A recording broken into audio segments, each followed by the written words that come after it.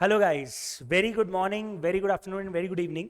हम आ गए हैं हमारे कंपटीशन ऑफ टैक्स लायबिलिटी की सीरीज में क्वेश्चन नंबर 5 पे। और ये जो क्वेश्चन है, ये क्वेश्चन भी बड़ा अच्छा सीए इंटर का एग्जाम क्वेश्चन है। और देखते हैं इस क्वेश्चन के अंदर एग्जैक्टली क्या लिखा होगा। So listen very carefully. हम लोग इस क्वेश्चन को एक बार पूरा समझते हैं और एक क्वेश्चन एग्जैक्टली हमसे क्या चाह रहा है और क्वेश्चन में क्या क्या हमें सारी चीज़ें की इन्फॉर्मेशन मिल रही है। देखते जाइएगा सर। आ गए हम क्वेश्चन नंबर 5 पे टैक्स लायबिलिटी की कैलकुलेशन के अंदर। देखिए, सबसे पहले क्वेश्चन में लिखा हुआ है, सागर चतुर्वेदी साहब है जो कि रजिस्टर्ड हैं जीएसटी के अंदर, और इन्होंने मल्टीपल सर्विसेज दी है। तो गाइज, हमेशा जब भी इस तरह का कॉम्प्रिहेंसिव क्वेश्चन आ जाए, हमेशा पहले तो सेल और परचेज को अलग कर लो, मतलब आउटवर्ड और इनवर्ड को अलग कर लो, ताकि अपने को ये समझ में आ जाए कि क्या क्या चीजें आउटवर्ड में आती है और क्या क्या चीजें इनवर्ड में आती है। वो समझना बहुत जरूरी है, तो उसको अलग करना चाहिए। तो हम एक तरफ आउटवर्ड ले लेते और एक तरफ हम इनवर्ड ले लेते, ताकि हमें पता पड़ जाए क्या क्या चीजें सेल है और क्या क्या चीजें आईटीसी के लिए काम की है। जैसे पहला पॉइंट लिखा हुआ है, आपने ट्रांसपोर्ट ऑफ स्टूडेंट्स की सर्विसेज दी है कॉलेज को 90,000 की। पहले बताओ, ये 90,000 की जो सर्विसेज कॉलेज की दी है, ये टैक्सेबल होगी या एग्जम्प्ट होगी? किसको दी है साहब? कॉलेज को। कॉलेज के को दी गई ट्रांसपोर्टेशन सर्विसेज कभी भी एग्जाम नहीं होती, सिर्फ स्कूल को दी गई ट्रांसपोर्टेशन सर्विसेज एग्जाम्प्ट होती है।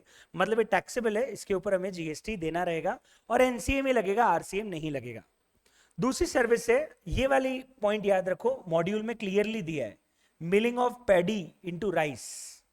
क्या ये एग्जाम्प्ट है कि टैक्सेबल है?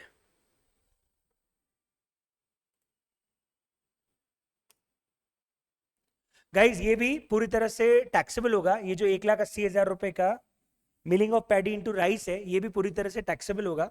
कारण ये है कि इसके ऊपर भी कोई एग्जाम्शन नहीं है। राइस को, पैडी को कन्वर्ट करना हमेशा टैक्सेबल होता है, इसमें भी कभी एग्जाम्शन नहीं मिलेगी। अगला इंपॉर्टेंट पॉइंट इसके अंदर आता है, that is organize business exhibition in Gujarat.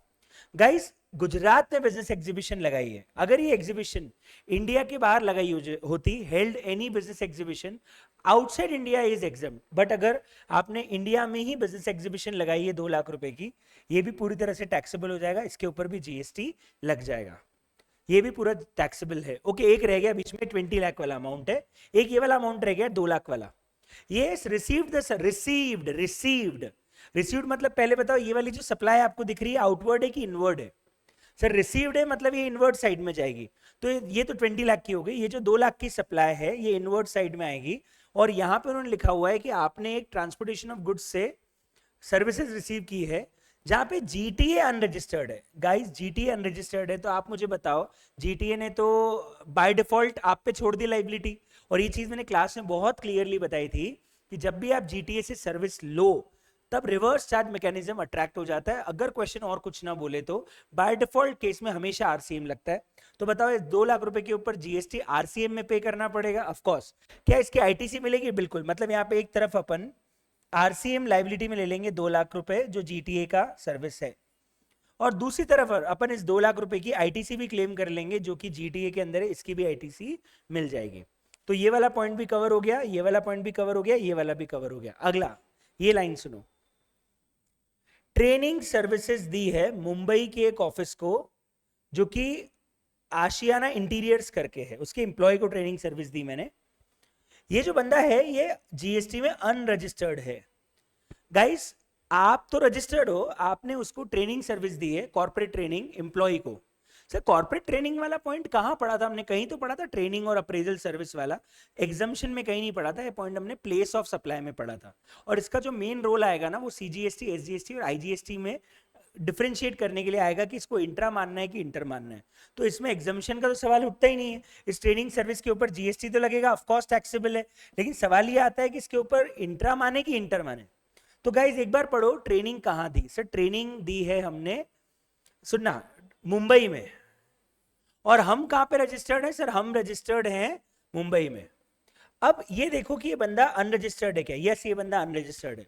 मतलब हम प्लेस ऑफ सप्लाई में जाके देखेंगे ट्रेनिंग केस में क्या होता है। सर, ट्रेनिंग केस में हमने ये पढ़ा था कि अगर वो B2B होता है ना, तब तो हमेशा प्लेस ऑफ सप्लाई लेते हैं जहां पे वो रजिस्टर्ड है, पर क्योंकि वो अनरजिस्टर्ड है तो ये B2C में जाएगा। इस केस में देखते हैं ट्रेनिंग कहां पे हुई है। गाइस, ट्रेनिंग कहां पे हुई है बताइए? ट्रेनिंग हुई है मुंबई में, तो by default place of supply Mumbai होगी, और क्योंकि सप्लायर की लोकेशन भी मुंबई है तो इसको भी लोकल सप्लाई मान के सीजीएसटी और एसजीएसटी निकाला जाएगा। मतलब इस केस में एक्चुअली प्लेस ऑफ सप्लाई का कॉन्सेप्ट है, और इस केस में लोकल सप्लाई मानेंगे इसको इंटर स्टेट सप्लाई नहीं मानेंगे, और उस पर सीजीएसटी और एसजीएसटी कैलकुलेट करेंगे। आ गया सर ये पॉइंट भी समझ में? Sir recovery agent to car, recovery agent car dealer, ये तो कल क्वेश्चन नंबर 4 में भी आया था, तो सेम पॉइंट है। कार डीलर का आरए हमेशा टैक्सेबल अंडर नॉर्मल चार्ज होता है, तो इसके ऊपर 30,000 पे टैक्सेबिलिटी एनसीएम में आएगी, इस पे भी कोई आरसीएम अट्रैक्ट नहीं होगा, ये नॉर्मल चार्ज मैकेनिज्म में जाता है, तो इसका टैक्स अपने को ही भरना है, सामने वाला नहीं भरेगा। रिकवरी एजेंट बैंकिंग वाला आरसीएम में आता है, किसी और का रिकवरी एजेंट कवर नहीं होता। सेम पॉइंट उस दिन जो क्वेश्चन 4 में आया था वही यहाँ पे आ गया, लीगल सर्विसेज। गाइस यहाँ पे भी रिपीट हो गया, लॉयर से सर्विस ली है सर, ये आरसीएम में आएगा डेफिनेटली, मतलब आरसीएम एक और आ जाएगा, एक तो आरसीएम में ये आ गया ऊपर जीटीए, एक लॉयर वाला आरसीएम आ जाएगा 160, और क्या इसकी आईटीसी मिलेगी? डेफिनेटली सर, इस 160 के अमाउंट की भी आपको आईटीसी पूरी की पूरी मिल जाएगी। मतलब दो चीजें होगी, एक तरफ तो आप इसको आरसीएम टैक्स में ऐड करोगे नीचे, और एक तरफ आप इसकी आईटीसी भी ले लोगे 160 के पूरे अमाउंट की। Got it sir. Last, sponsorship ली है एक क्रिकेट मैच में, और वो क्रिकेट मैच ऑर्गेनाइज कर रहा है Mumbai cricket association. Guys sponsorship services में ध्यान रखना, एग्जम्पशन थी जब Indian Olympic association, para Olympic association, inter school या इंटर यूनिवर्सिटी का जो गेम्स होता है वो, स्पोर्ट्स फेडरेशन, ये मुंबई क्रिकेट का जो एसोसिएशन है ये उन नाम में नहीं था जहां की स्पॉन्सरशिप सर्विसेज एग्जम्प्ट थी। मतलब ये जो है ये टैक्सेबल में जाएगा, ये एग्जम्प्ट नहीं है, ये टैक्सेबिलिटी के अंदर आ जाएगा, और इसके ऊपर जीएसटी जो है वो लगेगा, डेफिनेटली ये जीएसटी के दायरे में आ जाएगा। तो क्या ये स्पॉन्सरशिप सर्विसेज जो मुंबई क्रिकेट एसोसिएशन से हमने ली है और इसने अमाउंट दिया है 1.5 लाख रुपए का, क्या इसके ऊपर जीएसटी अट्रैक्ट होगा? डेफिनेटली इसके ऊपर जीएसटी अट्रैक्ट होगा। अब अगला सवाल आता है एनसीएम में आएगा कि आरसीएम में आएगा?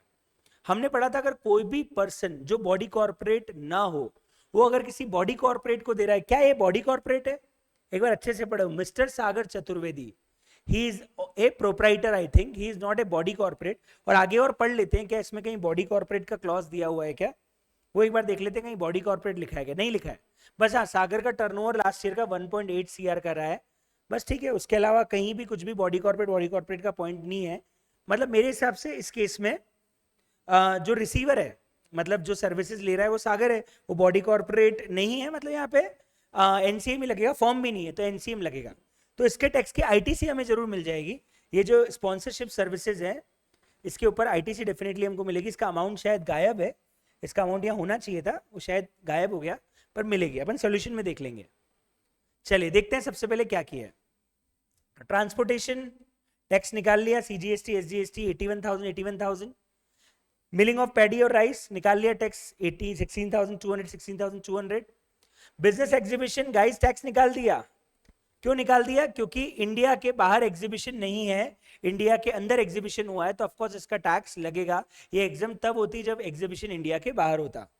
गाइस एम्प्लॉइज का ध्यान रखना, लोकल निकाला है सीजीएसटी एसजीएसटी, क्योंकि प्लेस ऑफ सप्लाई इसकी मुंबई मानी जाएगी, तो सप्लायर भी मुंबई का और प्लेस ऑफ सप्लाई मुंबई मानी जाएगी, लोकल टैक्स निकलेगा, ये भी हो गया। अगला रिकवरी एजेंट में भी खुद ही टैक्स निकाला है, आरसीएम नहीं है, अपने को ही टैक्स देना पड़ेगा, ये भी निकाल लिया। अब आरसीएम के दो टैक्स है याद, एक तो जीटीए वाला और एक लॉयर वाला, ये दोनों मैंने यहाँ लिख दिए। एक तो जीटीए वाला टैक्स कवर है, एक लॉयर वाला टैक्स भी कवर हो जाता है। आईटीसी ध्यान रखना, एक तो जीटीए की आईटीसी मिल जाएगी जो मैंने आपको बताया, जो हम टैक्स आरसीएम में देंगे उसकी। स्पॉन्सरशिप की भी आईटीसी मिल जाएगी, मैंने आपको बताया स्पॉन्सरशिप का भी आप आईटीसी ले सकते हो। 17(5) में कहीं भी स्पॉन्सरशिप की आईटीसी ब्लॉक नहीं है। तो सर स्पॉन्सरशिप वाला मेन पॉइंट कंफ्यूज कहां कर रहा था, सिर्फ आरसीएम को लेके, क्या स्पॉन्सरशिप को आरसीएम टैक्स में जोड़ना है क्या? गाइस स्पॉन्सरशिप आरसीएम में तब आता जब ये खुद बंदा बॉडी कॉर्पोरेट या फर्म होता। अगर ये बॉडी कॉर्पोरेट, सामने वाला बॉडी कॉर्पोरेट नहीं होना चाहिए और ये बॉडी कॉर्पोरेट होना चाहिए, तो अगर ये खुद बॉडी कॉर्पोरेट और फर्म होता और सामने वाला बॉडी कॉर्पोरेट और फर्म नहीं होता तो रिवर्स चार्ज मैकेनिज्म अट्रैक्ट होता है। यहाँ पे आरसीएम नहीं है, ये आरसीएम में नहीं जोड़ेंगे, लेकिन इसकी आईटीसी जरूर हम पूरी की पूरी ले लेंगे, तो इसकी आईटीसी ली हुई है। और फाइनली आरसीएम का टैक्स निकाल के नेट कैश पेबल यहाँ पे हमने कर लिया। तो ये सेट ऑफ करना तो आई थिंक सबको आता होगा, उसके बिना तो कोई टैक्स लायबिलिटी के कंपटीशन वाले क्वेश्चन हो ही नहीं सकते, तो सेट ऑफ करना तो डेफिनेटली आपको आता होगा। पर इस तरीके से हम टैक्स लायबिलिटी कंप्यूट करेंगे। ये हो गया हमारा क्वेश्चन नंबर 5। बताइए किसी को सवाल है इस क्वेश्चन के अंदर? क्या टैक्स लायबिलिटी का पूरा ये कैलकुलेशन आप लोगों को समझ में आ गया है? तो ये हमारा क्वेश्चन नंबर 5 भी हो गया है। कल हम मिलेंगे क्वेश्चन नंबर 6 की और हमारे लेवल को और इंक्रीज करेंगे। मिलते हैं girl guys for question number 6। Thank you guys.